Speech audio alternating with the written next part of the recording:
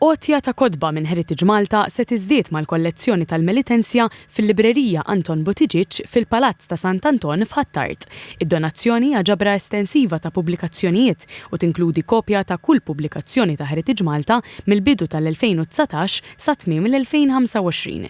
Waqt il-preżentazzjoni, il-President ta' Malta Miriam Spiteri de Bono qalet li l-għotja ta' kodba hija ideali għall-viżitaturi kollha tal-palazz biex ikollhom esperjenza aktar rikka meta jżuru l-Palazz ta' Sant'Anton. Dil-lotja wkoll għandha outreach għat-tfal żgħar min età tenera ħafna.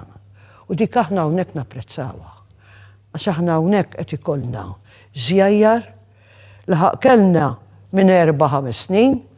Godwin Vella mid-dar tal-pubblikazzjoni ta' Heritage Malta spjega li fil-librerija tal-Palazz ġew preżentati iktar minn 150 titlu.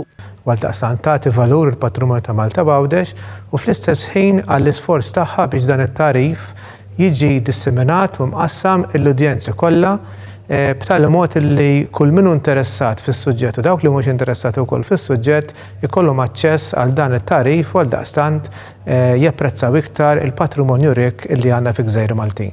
Żied jgħid li bekk Heritage Malta qed tkompli twettaq il-missjoni tagħha li tkabbar l-apprezzament fl-istorja billi tpoġġi dawn ix-xogħlijiet f'din il-binja nazzjonali importanti.